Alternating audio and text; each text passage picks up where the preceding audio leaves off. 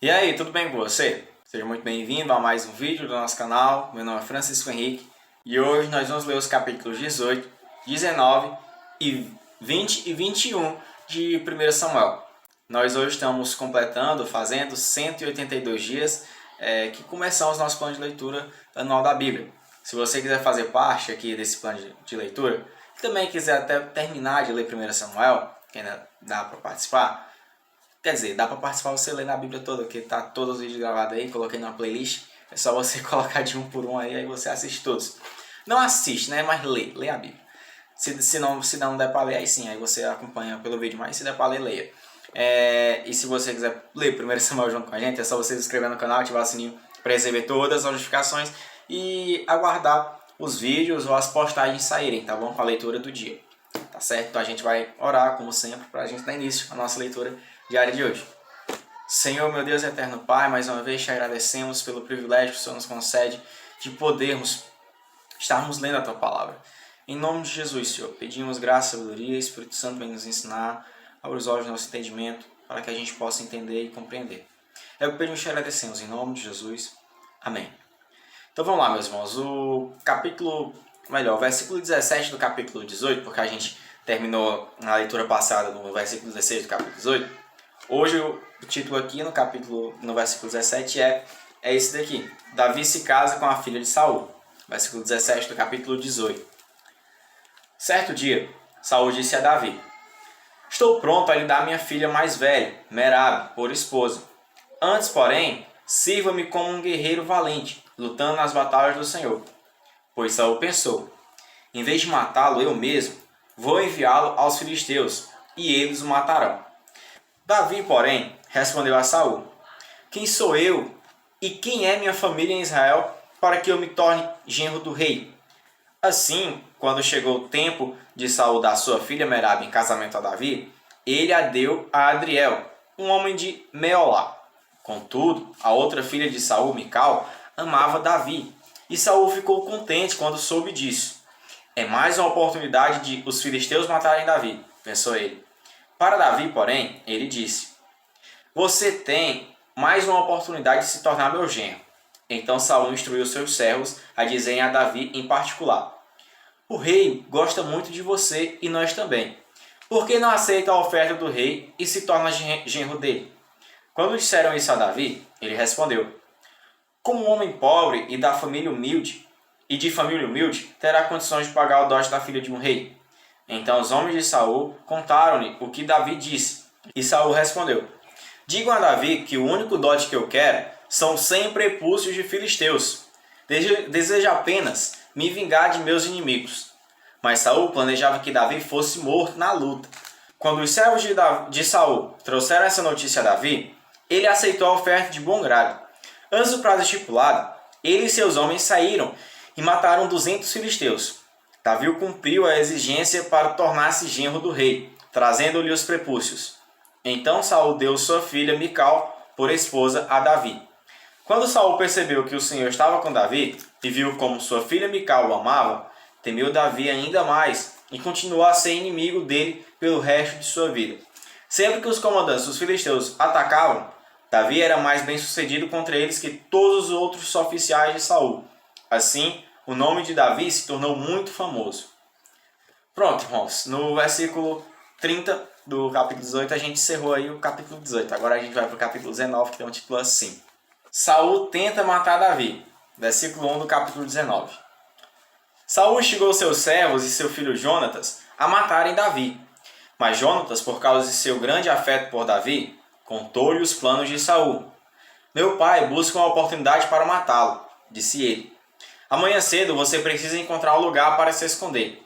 Pedirei a meu pai que saia comigo até o campo e falarei com ele a seu respeito. Então lhe contarei tudo o que consegui descobrir. Na manhã seguinte, Jonatas falou com seu pai sobre Davi e disse muitas coisas boas a respeito dele. O rei não deve pecar contra seu servo Davi, disse Jonatas. Ele nunca fez nada para prejudicá-lo.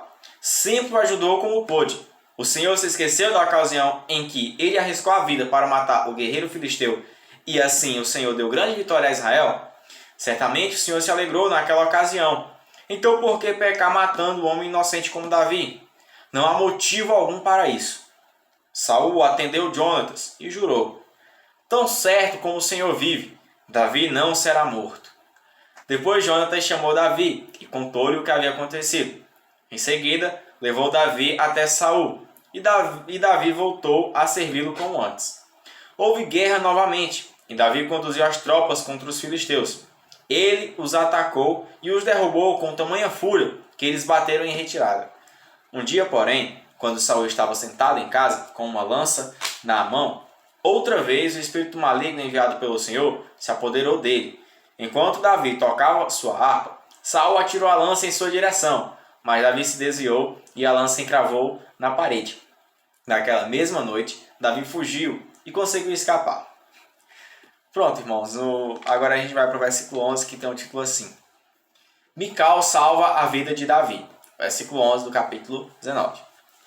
Saul enviou soldados para vigiar a casa de Davi e matá-lo quando ele saísse na manhã seguinte.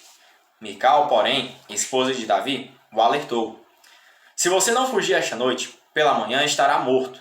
Então ela o ajudou a descer por uma janela, e ele correu e escapou. Em seguida, Mical pegou um ídolo do lar, colocou-o na cama, cobriu-o com um cobertor e pôs uma almofada de pelos de cabra na cabeceira. Quando os filisteus de Saul vieram prender Davi, Mical lhes disse que ele estava doente e não podia sair da cama. Saul, porém, enviou os oficiais de volta para prenderem Davi. Tragam-no aqui com a cama e tudo, para que eu o mate, ordenou.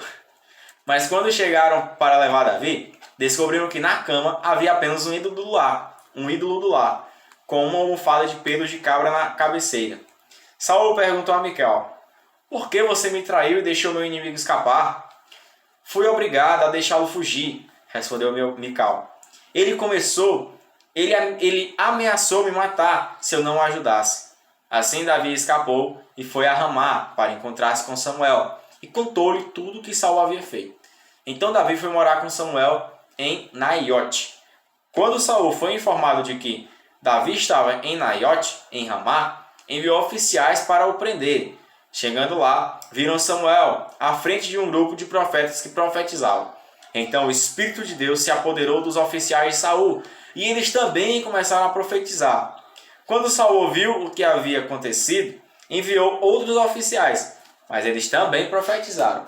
A mesma coisa aconteceu com o terceiro grupo. Por fim, o próprio Saul foi a Ramá e chegou ao grande poço, no lugar chamado Seco. Onde estão Samuel e Davi? Perguntou ele. Alguém informou. Estão em Naiote, em Ramá.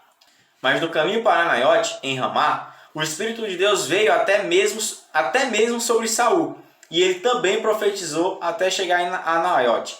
Saul rasgou suas roupas e, despido, deitou-se no chão o dia todo e a noite toda, profetizando na presença de Samuel. Por isso surgiu o ditado popular: acaso Saul também é profeta? Pronto, meus irmãos. A gente encerrou no versículo 24, capítulo 19 de 1 Samuel. Agora a gente vai para o capítulo 20, que tem um título assim: Jonatas ajuda Davi. Versículo 1 do capítulo 20. Davi fugiu de Naiote em Ramá e se encontrou com Jonatas. O que eu fiz? Disse Davi. Qual é o meu crime? Que pecado cometi contra seu pai para que ele esteja tão decidido a me matar? Isso não vai acontecer, respondeu Jonatas. Você não será morto. Ele sempre me conta tudo o que pretende fazer, até mesmo as coisas de pouca importância. Sei que meu pai não esconderia de mim algo dessa natureza. Não é assim. Então Davi fez um juramento diante de Jonatas. Seu pai, sabendo muito bem de nossa amizade, disse a si mesmo: não contarei a Jonatas, ele ficaria magoado. Mas tão certo como vive o Senhor, e como você mesmo vive, eu estou a apenas um passo da morte. Jonatas perguntou: o que posso fazer para ajudá-lo? Davi respondeu: amanhã celebraremos a festa de Lua Nova. Sempre me sentei com o rei para comer nessa ocasião, mas amanhã me esconderei no campo e ficarei ali até o entardecer do terceiro dia. Se seu pai perguntar onde estou, diga a ele: Davi insistiu que eu o deixasse ir para casa, em Belém, participar do sacrifício que toda a família dele oferece a cada ano. Se ele disser: está bem, então você saberá que não corro perigo. Mas se ele se enfurecer, você saberá que ele está decidido a me fazer mal. Mostre-me sua lealdade como amigo, pois assumimos um compromisso solene diante do Senhor. Se por acaso você acha que cometi alguma ofensa contra seu pai, mate-me você mesmo, aqui e agora.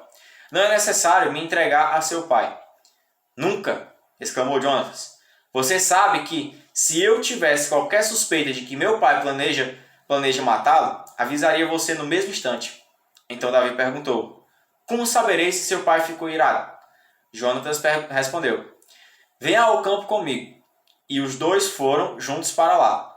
Então Jonatas disse a Davi: Prometo diante do Senhor, Deus de Israel, que amanhã ou no máximo depois de amanhã, a esta hora, conversarei com meu pai e avisarei você logo em seguida do que ele pensa a seu respeito.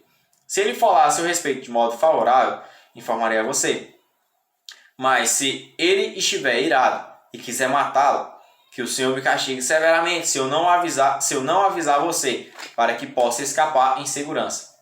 Que o Senhor esteja com você como esteve com meu pai, e que você me trate com o amor leal do Senhor enquanto eu viver.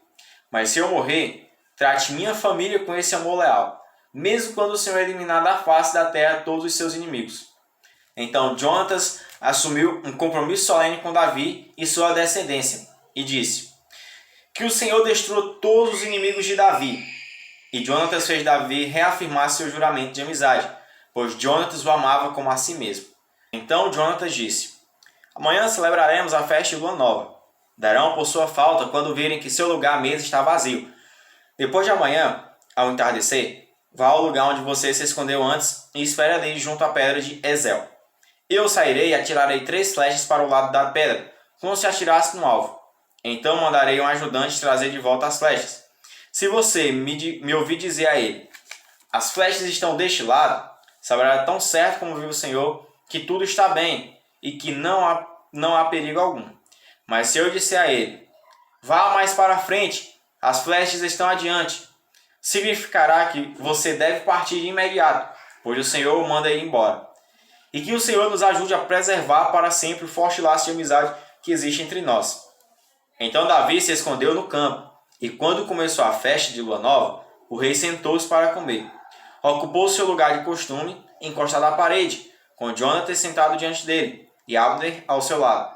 O lugar de Davi, porém, ficou vazio. Saul não disse nada sobre isso naquele dia, pois pensou: Deve ter acontecido algo que deixou Davi cerimonialmente impuro. Mas quando o lugar de Davi também ficou vazio no dia seguinte, Saul perguntou a Jonatas: Por que o filho de Jessé não veio para a refeição nem ontem nem hoje? Jonatas respondeu: Davi me pediu com insistência para ir a Belém. Disse: Por favor, deixe-me ir, pois nossa família oferecerá um sacrifício na cidade. Meu irmão exigiu que eu estivesse presente. Portanto, peço que me deixe ir ver meus irmãos. Por isso ele não está aqui à mesa do rei. Saul se enfureceu com Jonatas e disse: Seu traidor, filho de uma prostituta, pensa que não sei que você quer que ele seja rei para sua própria vergonha e de sua mãe? Enquanto esse filho de Jessé viver, você jamais será rei. Agora vá buscá-lo para que o mate. Por que ele deve morrer? Perguntou Jonatas a seu pai. O que ele fez? Então Saul atirou sua lança contra Jonatas, com a intenção de matá-lo. Assim Jonatas viu que seu pai estava mesmo decidido a matar Davi. Enfurecido, Jonatas levantou-se da mesa e, durante o segundo dia da festa, recusou-se a comer, frustrado pelo modo como seu pai havia desonrado Davi publicamente. Na manhã seguinte, como combinado, Jonatas foi ao campo e levou consigo um ajudante para apanhar as flechas. Disse ao ajudante: Comece a correr para que possa encontrar as flechas quando eu as atirar. O ajudante correu e Jonatas atirou uma flecha para além dele. Quando o ajudante estava quase chegando ao lugar onde a flecha havia caído, Jonatas gritou: A flecha está mais à frente! Rápido! Não fique aí parado! Então o ajudante apanhou a flecha e correu de volta para seu senhor. O ajudante não suspeitava de nada. Apenas Jonatas e Davi entenderam o sinal. Então Jonatas entregou o arco e as flechas ao ajudante e ordenou que os levasse de volta à cidade. Assim que o ajudante foi embora, Davi saiu de seu esconderijo no lado sul da pedra de Ezel. Davi se curvou diante de Jonatas 3 vezes com o rosto em terra. E quando se beijaram e se despediram, ambos choravam, especialmente Davi. Por fim, Jonatas disse a Davi: vá em paz, pois juramos lealdade um ao outro em nome do Senhor. Que o Senhor nos ajude a preservar para sempre o forte laço de amizade entre nós e entre os nossos descendentes. Então Davi partiu e Jonatas voltou à cidade. Pronto, meus irmãos, agora a gente vai para o capítulo 21, que tem um título assim: Davi foge de Saul. Versículo 1 do capítulo 21. Davi foi à cidade de Nob para encontrar-se com o sacerdote Aimeleque. Ao vê-lo, Aimeleque tremeu. Por que você está sozinho? Perguntou. Por que ninguém o acompanhou? O rei me enviou para tratar de um assunto secreto, respondeu Davi. Pediu que eu não contasse a ninguém porque estou aqui. E eu disse a meus homens onde podem me encontrar depois. Agora o que tem para comer? Dê-me 5 pães ou qualquer outra coisa que tiver. Não temos pão comum, respondeu o sacerdote. Mas há o pão sagrado que vocês podem comer, desde que seus homens não tenham se deitado com mulheres recentemente. Davi respondeu: nunca permito que meus homens toquem em mulheres quando saímos numa campanha. E se eles permanecem puros em viagens comuns, quanto mais nesta missão. Uma vez que não havia outro alimento disponível, o sacerdote lhe deu os pães sagrados, chamados de pães da presença, que eram colocados diante do Senhor no santuário. Naquele dia, tinham sido substituídos por pães frescos. Doeg, o edomita, chefe dos pastores de Saul, estava lá naquela ocasião, pois estava cumprindo um ritual diante do Senhor. Davi perguntou a Aimeleque: você tem uma lança ou espada? O assunto do rei era tão urgente que não tive tempo nem de pegar uma espada ou outra arma. O sacerdote respondeu: tenho apenas a espada de Golias, o gigante filisteu que você matou no vale de Elá. Está enrolada num pano atrás do colete sacerdotal. Pode levá-la, pois não há nenhuma outra arma aqui. Dê-me essa espada, respondeu Davi. Não há outra melhor que ela. Então Davi fugiu de Saul e foi até Aquis, rei de Gate. Os oficiais de Aquis, porém, disseram: não é este Davi, o rei da terra de Israel? Não é ele que o povo honra com danças e cânticos, dizendo: Saul matou milhares e Davi dezenas de milhares? Davi ouviu esses comentários e teve muito medo do que Aquis, rei de Gate, poderia fazer com ele. Por isso agiu de modo estranho, fingindo estar louco, arranhando as portas e deixando saliva escorrer pela barba. Por fim, Aquis disse a seus homens: precisavam me trazer um doido? Temos doidos suficientes aqui. Por que trouxeram alguém assim ao meu palácio? Pronto, meus irmãos, no versículo 15 a gente terminou aí o capítulo 21 e também a nossa leitura diária de hoje.